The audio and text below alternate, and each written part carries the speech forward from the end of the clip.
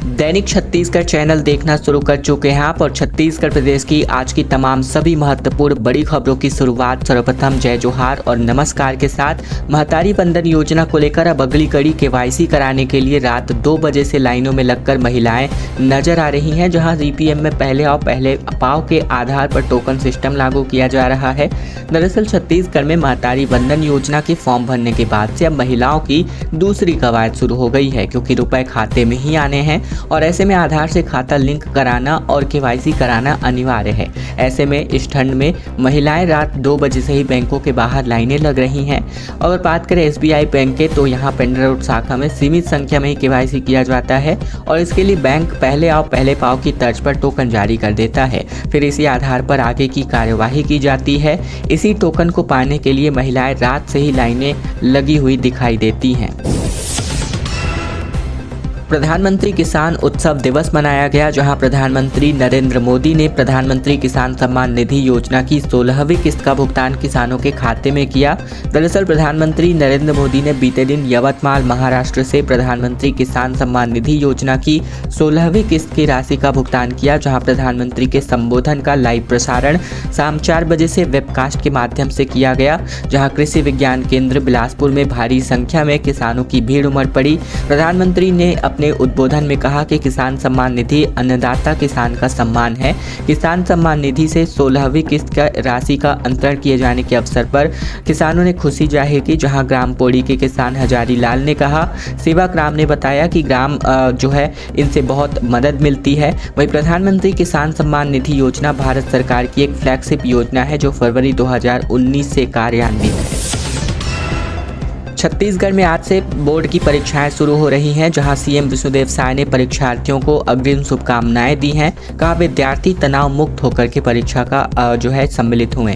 दरअसल छत्तीसगढ़ में मुख्यमंत्री विष्णुदेव साय ने 1 मार्च से आयोजित 12वीं और 2 मार्च से आयोजित 10वीं बोर्ड की परीक्षाओं के सम्मिलित हो रहे छात्रों को अपनी शुभकामनाएं दी हैं। उन्होंने कहा कि मुझे विश्वास है कि आप सभी ने अच्छी तैयारी की होगी और आपका परीक्षा फल भी अच्छा रहेगा। मुख्यमंत्री साय ने अपने संदेश में कहा कि आप सभी भय और तनाव मुक्त होकर परीक्षा में शामिल हों और अपना स्वाभाविक प्रदर्शन करें। मुख्यमंत्री ने प्रधानमंत्री मोदी जी के परीक्षा पे चर्चा के दौरान बच्चों को दिए सुझावों का जिक्र करते हुए कहा कि इससे विद्यार्थियों का मनोबल बढ़ा है। विद्यार्थी उनके टिप्स को जरूर अपनाएं। मुख्यमंत्री ने कहा कि आपके परिश्रम से परिणाम निर्धारित होते हैं। साल भर आपने जो पढ़ाई की और मेहनत की है, उसका अच्छा परिणाम आप सभी को मिलेगा। रायपुर में भाजपा किसान मोर्चा के राष्ट्रीय कार्य समिति की बैठक होने जा रही है। 9 मार्च को किसान महासम्मेलन आयोजित होगा। दरअसल बीजेपी किसान मोर्चा के राष्ट्रीय कार्य समिति की बैठक आगामी 8 मार्च को राजधानी के कुशाभाऊ ठाकरे परिसर स्थित भाजपा प्रदेश कार्यालय में होगी, जिसमें मोर्चा के राष्ट्रीय पदाधिकारी शिरकत करेंगे। इससे ठीक अगले दिन 9 मार्च को राजधानी के साइंस कॉलेज मैदान में किसान महासम्मेलन आयोजित होगा। इस बैठक और महासम्मेलन के परिप्रेक्ष्य में 2 दिनों में मोर्चा के सभी जिला इकाइयों की बैठक रखी जा रही है। की जानकारी किसान मोर्चा के प्रदेश अध्यक्ष तोखन साहू ने एकात्म परिसर में आहूत पत्रकार वार्ता में दी। भाजपा किसान मोर्चा के प्रदेश अध्यक्ष तोखन साहू ने बताया कि किसान महासम्मेलन में प्रदेश के मुख्यमंत्री विष्णुदेव साय, मोर्चा के राष्ट्रीय अध्यक्ष राजकुमार चाहर समेत राष्ट्रीय पदाधिकारियों का संबोधन होगा। उन्होंने कहा कि प्रदेश के समस्त किसानों को इस सभा के लिए आमंत्रित किया गया है। इस दौरान प्रधानमंत्री मोदी के नेतृत्व वाली केंद्र और सीएम साय के नेतृत्व वाली प्रदेश सरकार के उपलब्धियों की चर्चा करते हुए तोखन साहू ने कहा कि मोदी की गारंटी के तहत भाजपा की प्रदेश सरकार ने प्रति एकड़ 21 क्विंटल 3100 रुपए प्रति क्विंटल की दर से धान खरीदने का वादा पूरा किया है, जिसका लाभ सीधे किसान भाइयों को हो रहा है। बलरामपुर में सामूहिक गृह प्रवेश कार्यक्रम रखा गया, जहां 1203 लोगों ने नवनिर्मित आवास में गृह प्रवेश किया। प्रधानमंत्री आवास से लोगों को सपनों का आशियाना मिल रहा है। बलरामपुर जिले में कलेक्टर रेमिजियोस एक्का के निर्देश पर जिला पंचायत सीईओ रेना जमील ने सामूहिक गृह प्रवेश कार्यक्रम का आयोजन किया और इसके तहत विभिन्न विकास खंडों में प्रधानमंत्री आवास के 1203 हितग्राहियों ने अपने सपनों के आशियाने में प्रवेश किया। इस कार्यक्रम के दौरान जनपद पंचायत बलरामपुर के उपाध्यक्ष भानु प्रकाश दीक्षित, साथ ही जिला पंचायत सीईओ रेना जमील, ग्राम पंचायत दजेजवार में सुनी सोनवानी, साथ ही कवलधीर सोनवानी के गृह प्रवेश कार्यक्रम में शामिल हुए। इस अवसर पर इन्होंने हितग्राहियों को उपहार भेंट करके बधाई एवं शुभकामनाएं अर्पित की। रायपुर जो है रक्षा मंत्री राजनाथ सिंह आने वाले हैं 9 मार्च को। लोकसभा चुनाव से पहले छत्तीसगढ़ में भाजपा का एक बड़ा किसान सम्मेलन भी आयोजित होगा। रक्षा मंत्री राजनाथ सिंह 9 मार्च को रायपुर के एक बड़ी जनसभा को संबोधित करेंगे और इसकी तैयारियां की जा रही हैं। लोकसभा चुनाव से पहले भाजपा छत्तीसगढ़ में बड़ा किसान सम्मेलन आयोजित करने जा रही है और इसी सम्मेलन में राजनाथ सिंह पहुंचने वाले हैं। राजनाथ सिंह की इस सभा के जरिए भाजपा छत्तीसगढ़ की राजधानी में चुनावी अभियान का आगाज करने वाली है। भारतीय जनता पार्टी किसान मोर्चा की राष्ट्रीय कार्य समिति की बैठक रायपुर में होगी और ये बैठक 8 मार्च को कुशाभाऊ ठाकरे परिसर स्थित भाजपा प्रदेश कार्यालय में होने वाली है। किसान मोर्चा के राष्ट्रीय पदाधिकारी यहां पर शिरकत करने वाले हैं। 9 मार्च को साइंस कॉलेज मैदान में किसान महासम्मेलन आयोजित होने जा रहा है और इस कार्यक्रम की जानकारी किसान मोर्चा के प्रदेश अध्यक्ष तोखन साहू ने एकात्म परिसर में दी है। मुख्यमंत्री साय की पहल पर बेलतरा क्षेत्र के 12 गांवों को सिंचाई का पानी अब मिल सकता है। यह पूरा क्षेत्र लहलहा उठेगा खेती किसानी की फसलों से, क्योंकि यहां खेतों में सिंचाई के लिए लिफ्ट इरिगेशन सिस्टम जो है अपनाया जाएगा। इस सिस्टम से खारंग जलाशय से तकरीबन 2500 एकड़ की क्षेत्र में सिंचाई के लिए भरपूर पानी मिलेगा। मुख्यमंत्री विष्णुदेव साय के नेतृत्व में राज्य सरकार के पहले बजट में बेलतरा क्षेत्र के खारंग जलाशय के नजदीक 12 गांवों को लिफ्ट इरिगेशन योजना के अंतर्गत सिंचाई का पानी देने के लिए किए गए बजट प्रावधान से इन ग्रामीणों में 75 वर्षों से अधिक अपनी पुरानी मांग के पूरा होने का विश्वास जगा है। इन उत्साहित ग्रामीणों ने राजधानी रायपुर में विधानसभा पहुंचकर बेलतरा विधायक सुशांत शुक्ला के नेतृत्व में मुख्यमंत्री साय से मुलाकात की और बजट प्रावधान करने के लिए उनके प्रति आभार प्रकट किया। महादेव सट्टा केस को लेकर के जुडिशियल रिमांड पर नीतीश दीवान नजर आ रहे हैं। 14 दिन के लिए ऐप का पैनल ऑपरेटर जेल भेज दिया गया है और अब तक कुल 9 की गिरफ्तारी हो चुकी है। महादेव सट्टा ऐप मामले में ईडी की हिरासत में चल रहे पैनल ऑपरेटर नीतीश दीवान ने गुरुवार को जो है इसको पुलिस ने रायपुर की विशेष अदालत में पेश किया, जहां सुनवाई के बाद कोर्ट ने 14 दिनों के लिए न्यायिक हिरासत में इसको जेल भेज दिया है। साथ ही अगली सुनवाई 13 मार्च को होने वाली है। सुनवाई के दौरान ईडी ने कोर्ट में अपना पक्ष रखते हुए नीतीश दीवान को 14 दिन के जुडिशियल रिमांड जो है मांगी हुई थी, जिसे स्वीकार कर लिया गया। वहीं 17 फरवरी को नीतीश दीवान जो है गिरफ्तार हुआ था। इसके बाद से उसे कोर्ट में पेश किया गया। ईडी ने 14 दिन की रिमांड मांगी थी और दोनों पक्षों को सुनने के बाद न्यायाधीश अजय सिंह राजपूत ने 8 दिन की कस्टोडियल रिमांड दे दी है। शंकराचार्य निश्चलानंद की सीख जो है यहाँ पर नजर आ रही है। पेट और परिवार तक सीमित न रहे लोग, सबके विकास में मददगार बने, ये इनका कहना है। दरअसल पुरी गोवर्धन मठ पीठाधीश्वर शंकराचार्य निश्चलानंद सरस्वती इन दिनों रायपुर में हैं।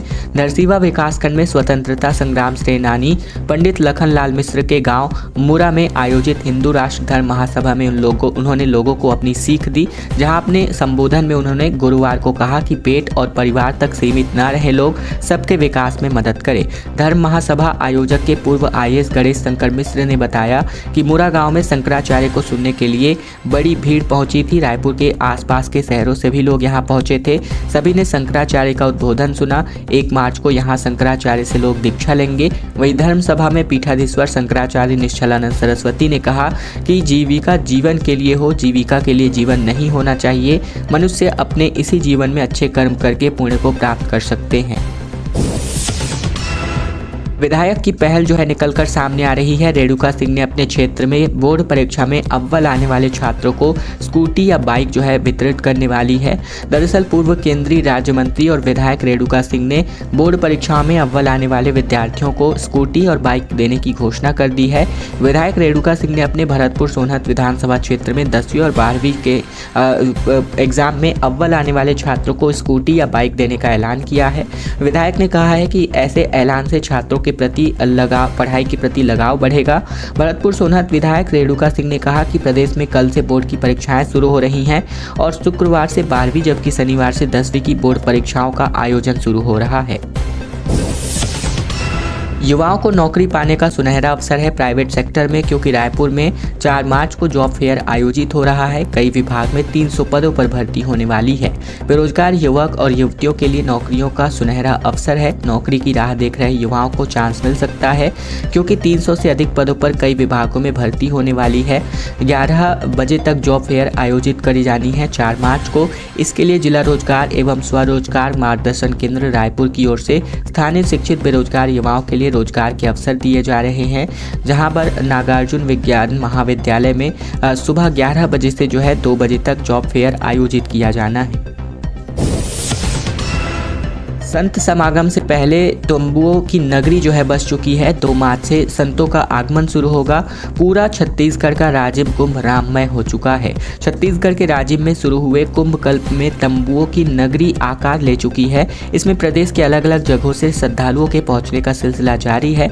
वहीं 3 मार्च से शुरू हो रहे संत समागम के लिए कुटिया और पंडाल का निर्माण कार्य जारी है। इसके साथ ही ये कुटिया घास फूस और टेंट से बनाई जा रही है, जिसमें संतों के ठहरने के और उनके साधना करने का इंतजाम भी किया जा रहा है। श्रद्धालु सत्संग सुन सके इसके लिए बड़े पंडालों का निर्माण भी किया गया है। 8 मार्च तक चलने वाले समागम में 2 मार्च से संतों के पहुंचने का सिलसिला शुरू हो जाएगा। सिम्स अस्पताल पहुंचना अब और आसान होगा, क्योंकि रोड चौड़ी जबकि करने से बिजली के खंभे और ट्रांसफार्मर हटेंगे, जिससे एम्बुलेंस और मरीज तत्काल ओपीडी पर जा सके। बिलासपुर के सबसे बड़े सिम्स अस्पताल रोड पर ट्रैफिक को खत्म करने के लिए एम्बुलेंस और मरीजों की तत्काल पहुंच के लिए सड़क का चौड़ीकरण किया जाएगा, जहाँ ट्रैफिक में बाधक बिजली के 17 खंभे और 5 ट्रांसफार्मर हटाए जाएंगे। कलेक्टर अवनीश कुमार ने जो है बताया हाईकोर्ट के आदेश पर कि सिम्स की व्यवस्थाओं के लिए सुधार के लिए लगातार कार्य किए जा रहे हैं। अभी अस्पताल के पहुंच मार्ग की सारी बाधाएं दूर करने के लिए 11 kVA के 11 जबकि LT लाइन के तकरीबन 6 बिजली खंभे और पास पड़ोस में रहने वालों के बिजली कनेक्शन का अंडरग्राउंड किया जाना प्रस्तावित है। अंबिकापुर विवाद पर सहदेव ने कहा कि डीएसपी को धमकाना दुर्भाग्यपूर्ण है।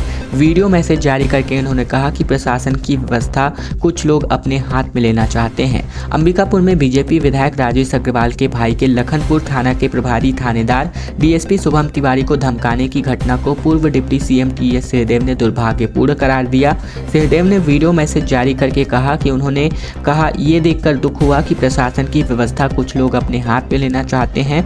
दरअसल विधायक राजेश अग्रवाल के भाई विजय अग्रवाल मंगलवार को धमकी भरे लहजे में डीएसपी को कहते नजर आए थे कि तेरे को देखना पड़ेगा, याद रखेगा, जिसके बाद एसपी ने शुभम तिवारी को हटाकर शाम तक नए थानेदार की नियुक्ति भी कर दी। पूरा मामला कोयला चोरी और डकैती केस में ग्रामीण को गिरफ्तार करके जेल भेजने से जुड़ा हुआ है। सरकार के धर्मांतरण कानून पर शंकराचार्य निश्चलानंद सरस्वती का बड़ा बयान जो है सामने आ रहा है। छत्तीसगढ़ के स्वतंत्रता संग्राम सेनानी पंडित लखनलाल मिश्र के गांव पुरी पीठ के शंकराचार्य स्वामी निश्चलानंद सरस्वती महाराज पहुंचे हुए हैं। वे यहां पर 3 दिवसीय संगोष्ठी में शामिल होने पहुंचे हैं। इस दौरान शंकराचार्य निश्चलानंद सरस्वती ने प्रदेश सरकार के लाए जाने वाले धर्मांतरण कानून पर कहा कि यदि हिंदू परिवार दान करे, समय दे तो धर्मांतरण नहीं हो सकता और धर्म परिवर्तन करने वालों की दाल नहीं गलेगी। वहीं उन्होंने इंडिया गठबंधन को केंद्र सरकार के तोड़ने की कोशिश करने वाले सवाल पर कहा कि सत्ता, लोलूपत्ता और दूरदर्शिता के चपेट से राजनीतिक दल का मुक्त होना कठिन है। चुनाव की प्रक्रिया में ये सब होता है। कांग्रेस भी केंद्र में होती तो वो भी ऐसा ही करती। आज का लोकतंत्र उन्माद का तंत्र है। इसके साथ ही शंकराचार्य निश्चलानंद सरस्वती ने अन्य मुद्दों पर भी अपना बयान दिया। मंदिरों में सुगंधित हर्बल गुलाल जो है अब चढ़ाए जा रहे हैं। महिलाओं ने 60 किलो गुलाल जो है तैयार किया है। चेहरे पर लगाने से कोई साइड इफेक्ट्स नहीं होता।